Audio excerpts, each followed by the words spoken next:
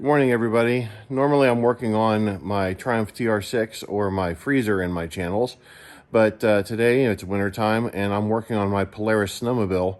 And for those of you familiar with Polaris, I'm sure you've run into the issue where the fuel line disintegrates inside the fuel tank, and unfortunately then you're left with trying to get a new fuel line in there.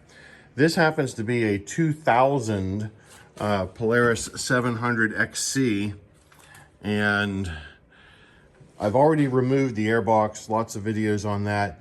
There's two rubber straps up here on the top. You have to take off the CDI ignition box. One of the things that you have to watch out for is down here on the bottom of the box. These two little nipples go down to a line that then goes back to the side of the carburetor, and those get hooked up to the airbox as well. This one then goes over to the other side of the carburetor, so that it's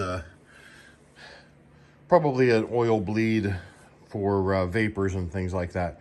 So you do have to remove those. Those are a little bit of a pain to get out. But here's the biggest pain. Normally, when you're done, you would have your fuel line bung right there, and you'd have to unscrew it and put the line back in the tank. However, on this particular model, fuel line is back behind the oil tank. And to make matters worse, what they've done is they've used a Phillips head screw, and a normal Phillips does not fit that.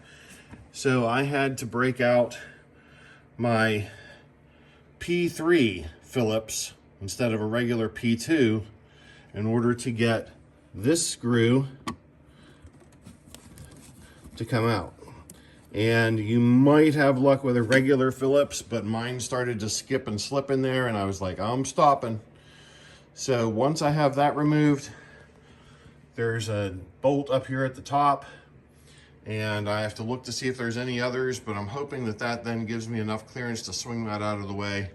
And then the normal procedure takes place to remove the rest of the threaded bung that goes into the tank, so you can replace your fuel hoses. So I hope that helps out anybody with a 2000-ish Polaris, if you haven't found any other videos that explain it. So have yourselves a great day, everybody. Enjoy the snow.